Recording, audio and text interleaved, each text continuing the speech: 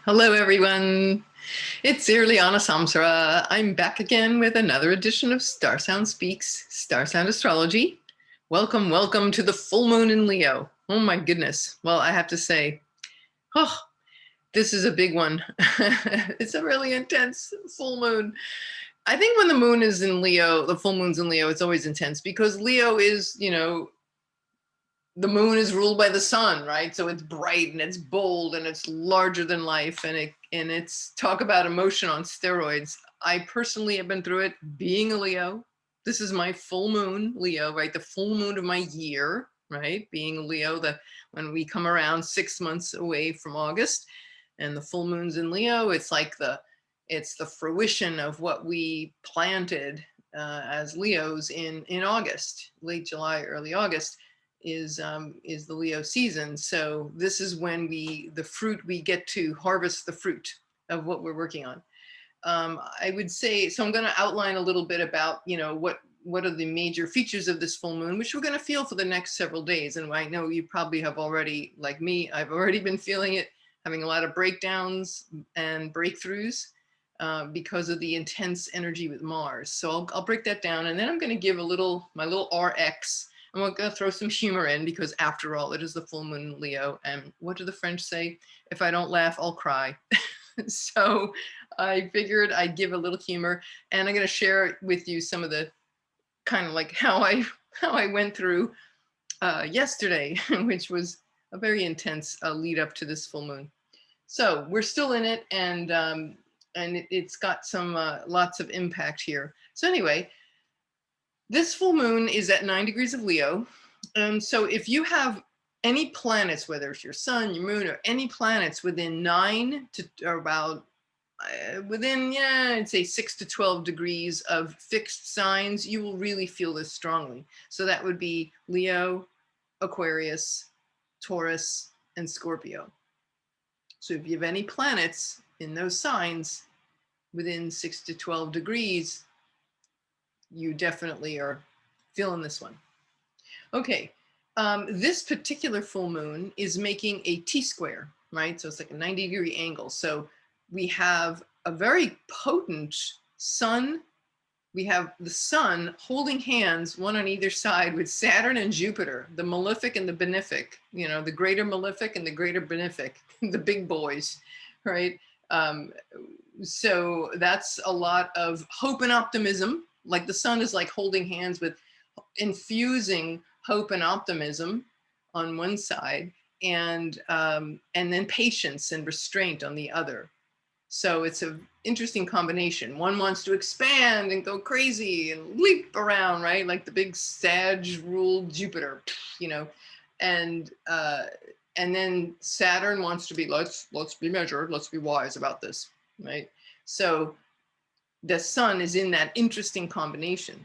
It's actually exactly 9 degrees with the sun at 9 degrees of Aquarius and the moon in the opposite sign, 9 degrees Leo. But the sun in 9 degrees of Aquarius is exactly conjunct Jupiter to the degree. So that means in astrology, we call that that conjunction, when it's that close, when a planet's within like 15 degrees of the sun on either side, that's a cazimi. It's a term which means it's like think of it like this. It's like, can you imagine if you went to visit a famous person, or like a monarch, a king or a queen, and you are entered, they're like, okay, the king will see you now. And you walk into this room, and the king's waiting for you, and you walk into the room, and it's like this energy of like the king, it's like this you kind of like blown away, or maybe it's a better analogy to say, let's say you had like a near-death experience and you meet the light, and it's like, you hear these stories about people who have died and, had that near-death thing where this most incredible light, well, the light being the sun, the giver of all life, radiance, right? This incredible, and you're just overtaken by it. Like you lose your identity in it. It's just so bright and so encompassing, and it's the vital life force.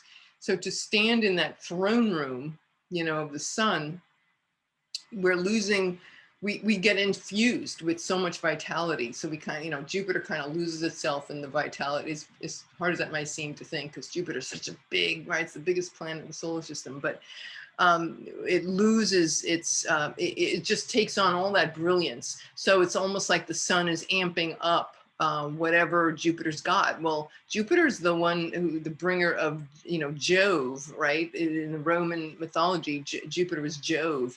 Well, Jove, the word jovial comes from that. So it's, happy, jollity, jovial, hope, confidence, optimism, expansion of knowledge. All of these things are Jupiterian, right?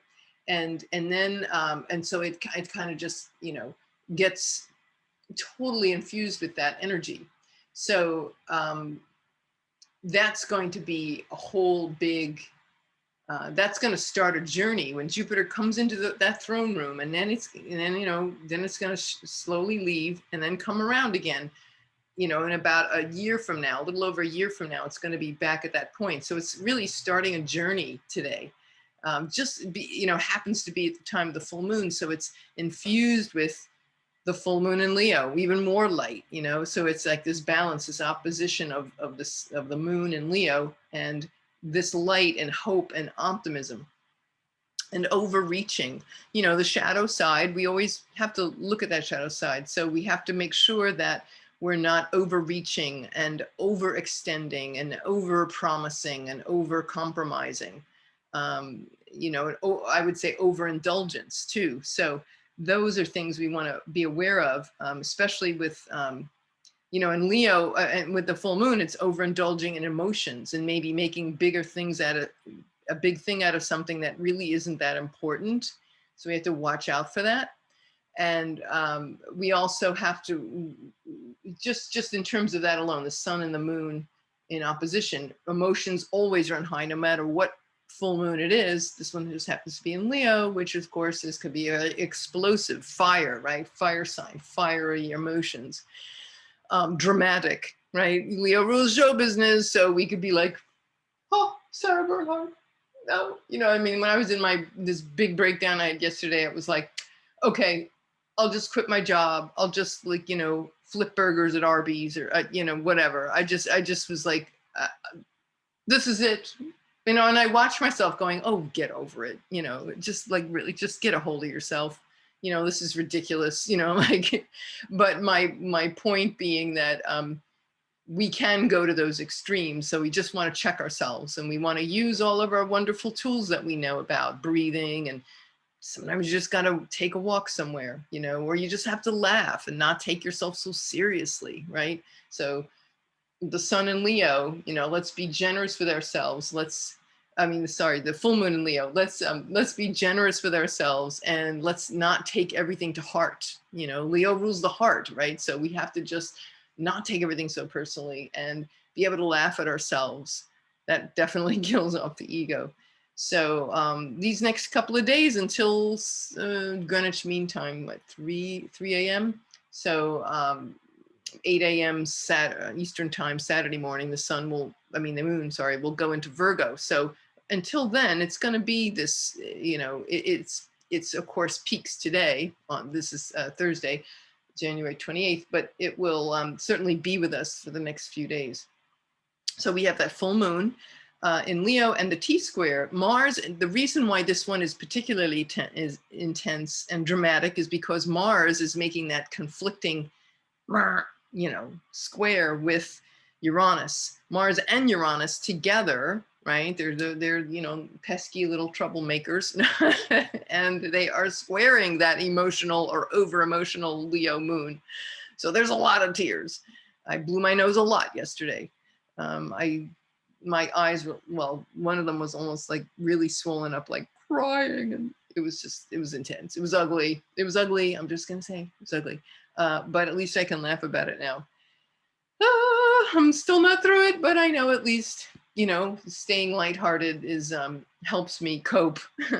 So anyway, that T-square with Mars Uranus, we have to be careful that we're not indulging in overreaction or being impulsive or reactive or angry or lashing out. Those would be negative Mars Uranus, where we alienate, right? Like Uranus energy, we could alienate people like that, or we could use that energy to be passionate and to unify with others and create more intimacy. It depends on how we want to use that energy. So just being mindful of it is, you know, they say 50% of it. Um, Probably watching an Eckhart Tolle video. I woke up thinking, you know, I really should watch one of those videos. I think it would just, you know, how just his voice, it just calms you down. So yeah, so that T square is very key to this intense full moon. So but luckily the sun, you know, with where the sun in the moon in opposition, the sun has that jollity, jovial Jupiter on one side, and it's patience too. So it's saying, okay, you know, don't take things too seriously and be patient. Be patient with your growth.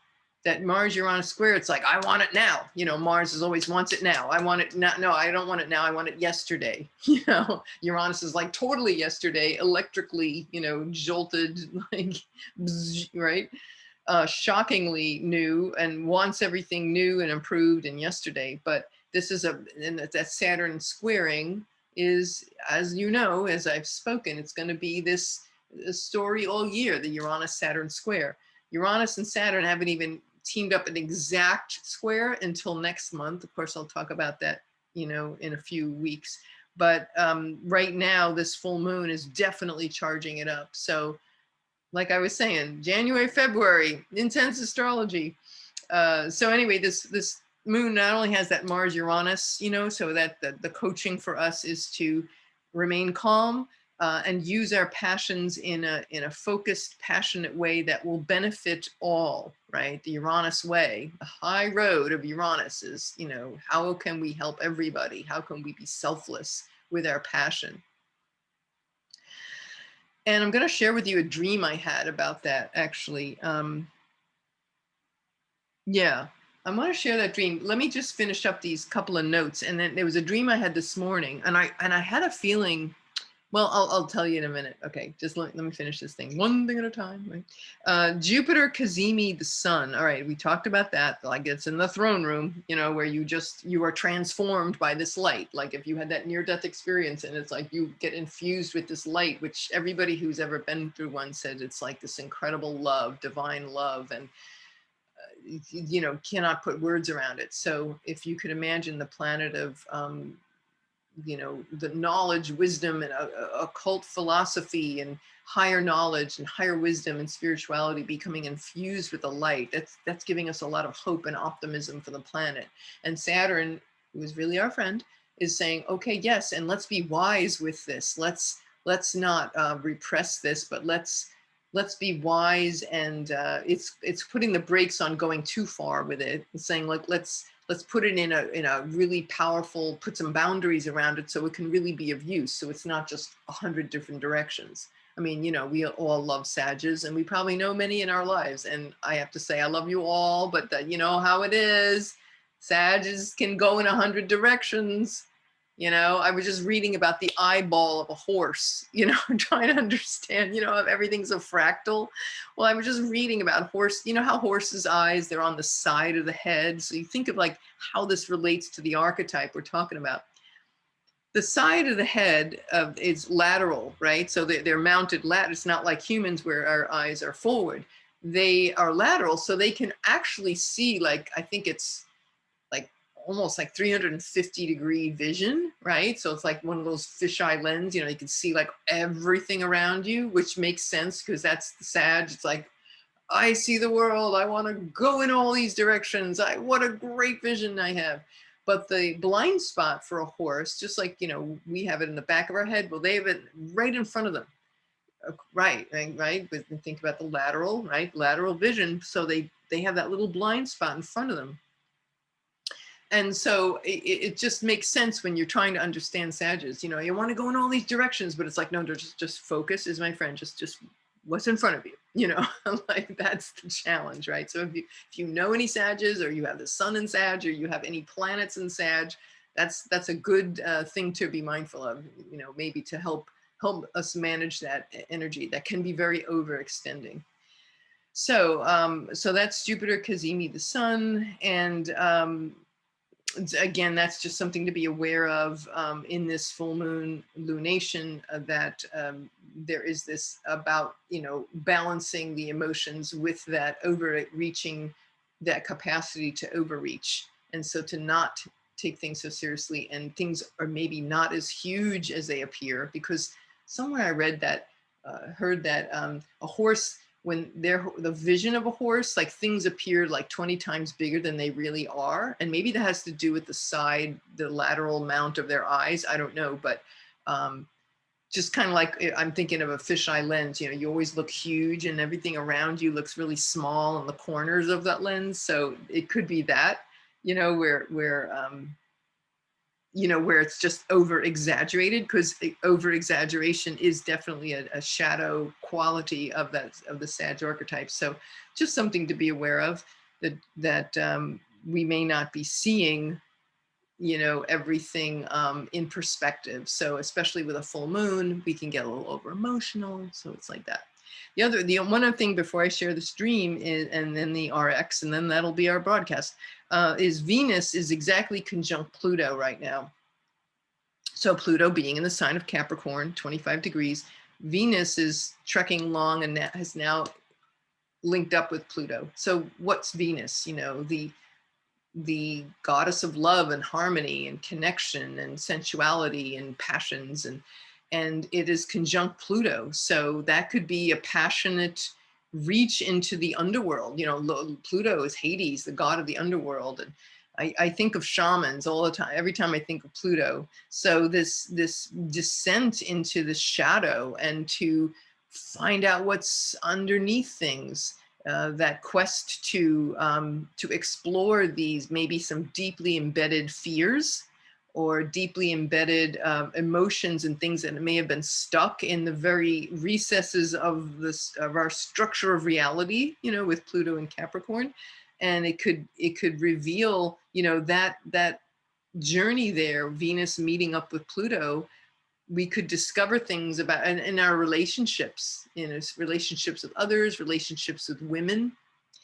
We could, or just that part of ourselves, that the feminine receiving the Venusian part of our consciousness, where we discover things that we were not aware of.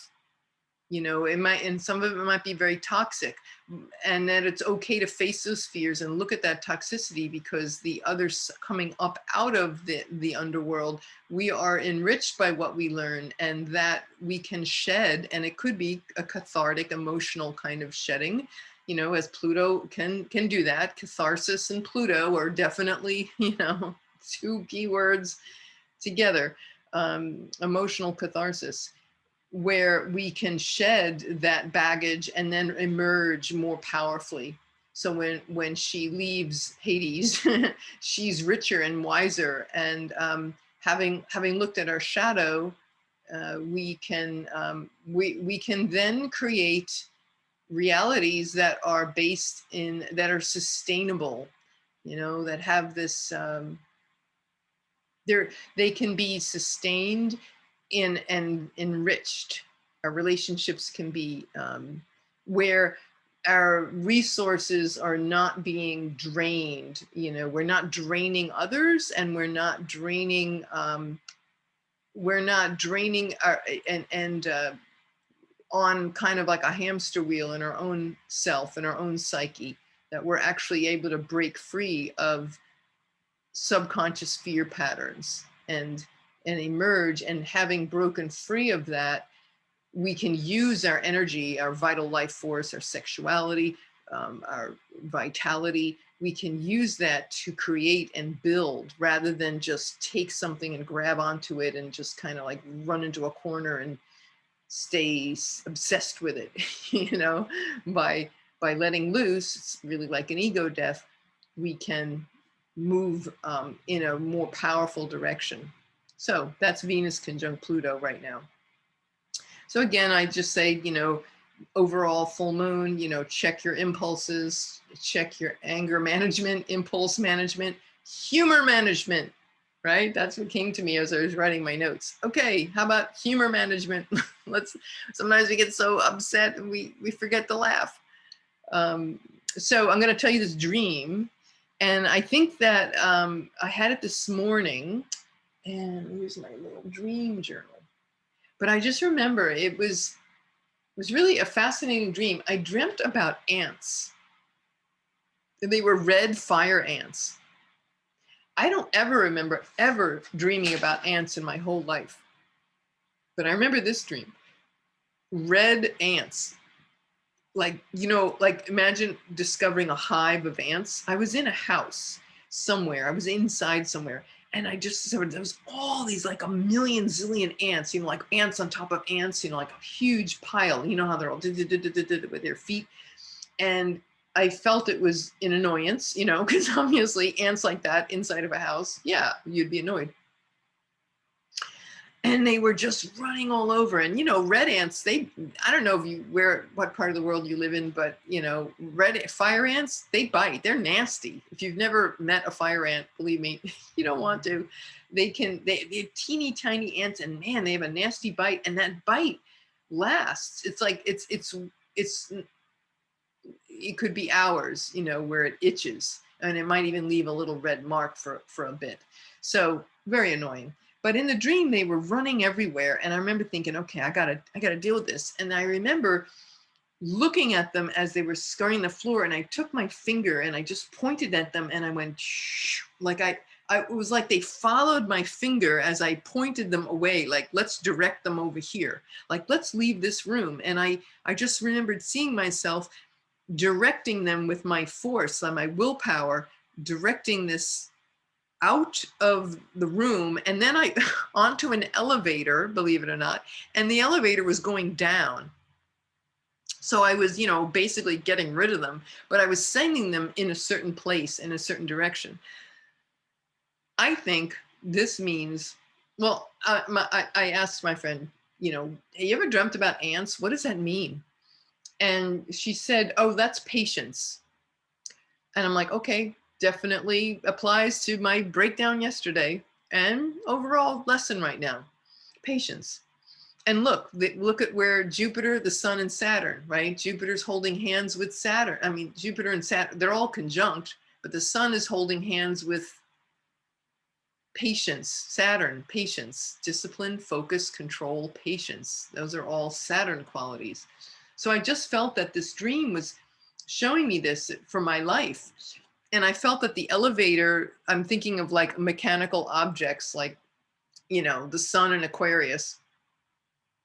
Aquarius rules of mechanical objects, and especially electrical things. And I'm also thinking of transportation, like elevators, like very Mercury to me. So Mercury being the god who can go in and out of different dimensions. And the fact that the elevator was going down into like the earth or the lower floor than me was like taking this into the subconscious.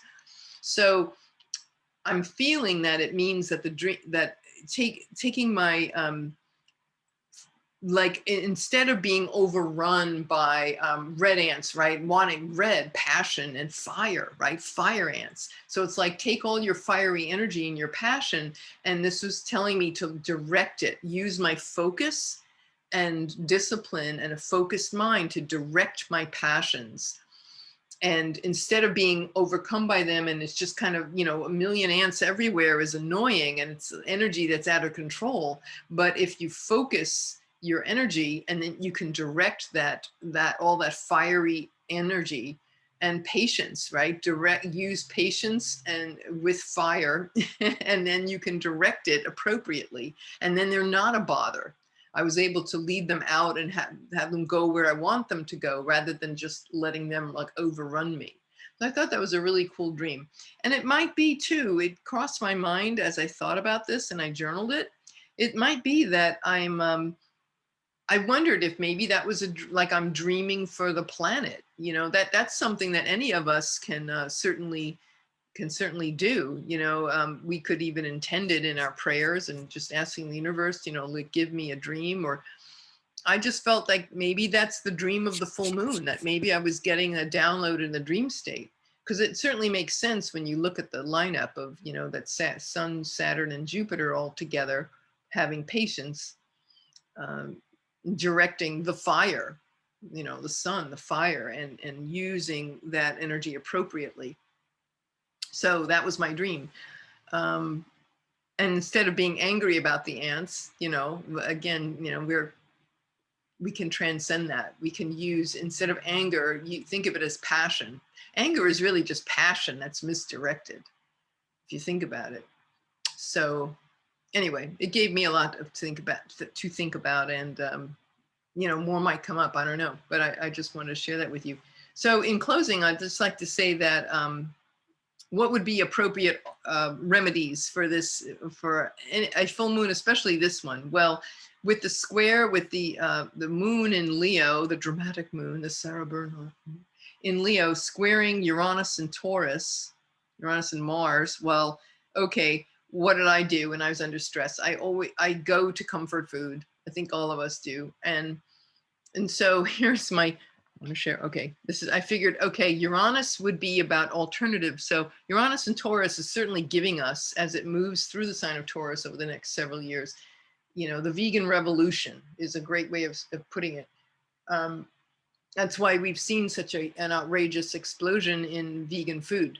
And when you think about Taurus, it's like delicious gourmet food. And, you know, if you go down the aisles of the supermarkets, you can see it's in the mainstream now. So this is what I did. I'm like the starch queen. So my little bingey things was like Simple Mills, almond flour, sea salt crackers. These are like vegan saltines, and they're like so good. I like inhale the entire box.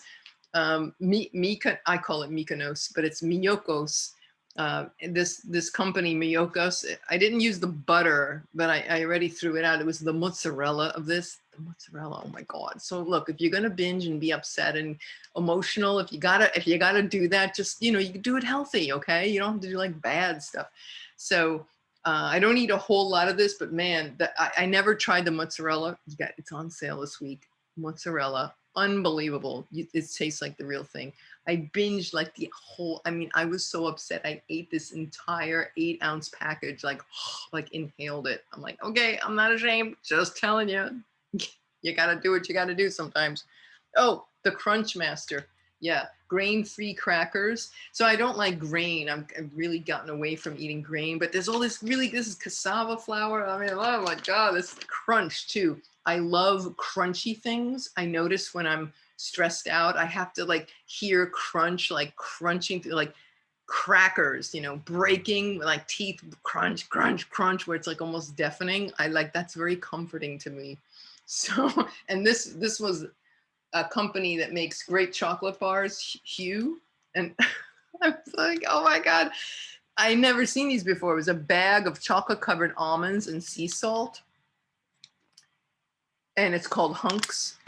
So that's so, you know, Moon and Leo, right? Vegan, organic, paleo, and it has all this, you know, no nasty stuff. But man, they were worth it. Man, those things are good. And it got me going. So I'm like eating all these. That was my bingey thing, you know, like I couldn't help myself. So I'm just saying, if you got to binge, okay, you can be healthy with it, especially for this full moon lunation. But, you know, trying to be calm, but, you know, if calm and patience and hope wear out, then, you know, just be kind to yourself. Yoga is always good too. I was reminded this morning, I woke up and I did some yoga and immediately resets. My teacher told me years ago that yoga bypasses like 98% of the ego. And I'm like, oh God, you know, when you get so wrapped up, you forget, right? So I'm here to remind you, right? Here to remind everybody. Yoga, even if it's 5 minutes, just if your ego is like, no, I can't do it. Just 5 minutes. Just tell yourself 5 minutes. And, you know, you feel so good after 5 minutes. Guess what? You want more. That's good. Chanting, you know, the moon, Leo wants to perform. So, you know, chanting, singing, playfulness, that's a great use of this outrageous creative Leo energy.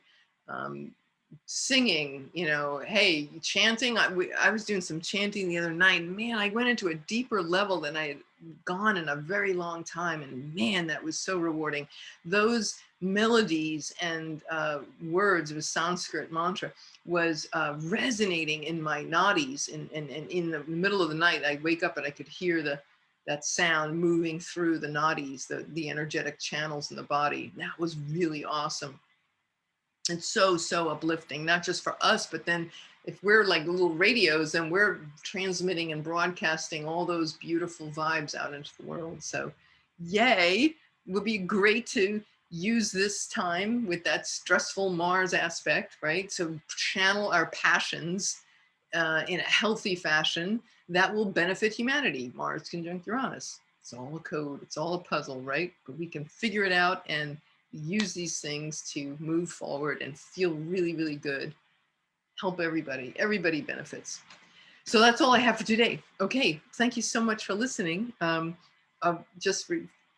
Your comments are always welcome. Tell me how you're doing with this full moon. And always, feel free to like, share, subscribe, all that down below. So appreciate that all. And thank you all for listening. This is Irlianna Samsara, StarSound Speaks, StarSound Astrology. Namaste. Yay. Have a wonderful, happy, lovely week. Take care. All for now.